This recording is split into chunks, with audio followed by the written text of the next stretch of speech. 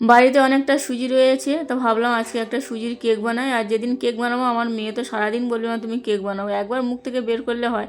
তো ওই জন্য দেখো সুজিটা এখন দুধে ভিজিয়ে দিয়েছি 10 মিনিট, এখন এই যে ভিজিয়ে দিলাম। আর বাটার নিয়েছি, বাটারটা একটু গরম করে নিয়েছি, নিয়ে এই যে গলিয়ে সুজির সঙ্গে দিয়েছি।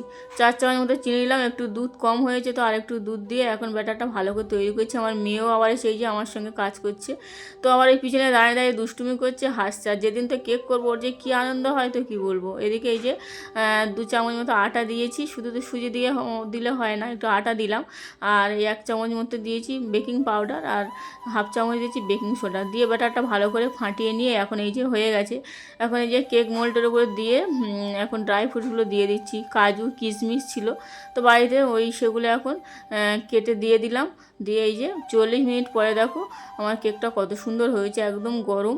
তো ওই জন্য আবার কেকটা খানিকক্ষণ রেখে দিয়েছিলাম, এখন একটু ঠান্ডা হয়েছে কেকটা, এই যে এখন নামিয়ে নেবো। আর ভেবেছিলাম হয়তো অনেকটা সুজি পড়ে গেছে, কেকটা পড়ে যেতে পারে, কিন্তু ভালোই হয়েছে। আর কতটা ফুলেছে দেখো। তো কেকটা এই যে এখন বের করে নিলাম। আর আমি তো এমনি ওই যে যে খাতায় আমার মেয়ে লেগে সেই খাতা দিয়ে ওই যে নিচে দিয়ে দিয়েছিলাম, তো বাটার পেপার নেই। দেখো কেকটা কত সুন্দর হয়েছে, খেতেও কিন্তু দারুণ হয়েছিল। আর ড্রাই ফ্রুটগুলো সব ওই যে কেকের মধ্যে ঢুকে গেছে। এখন আমার ছোটো মেয়েকে এই যে দিচ্ছি, ও ঘুমাচ্ছিল, ঘুম থেকে ডেকে তুলে এই যে ওকে এখন কেকটা দিয়ে দিচ্ছি।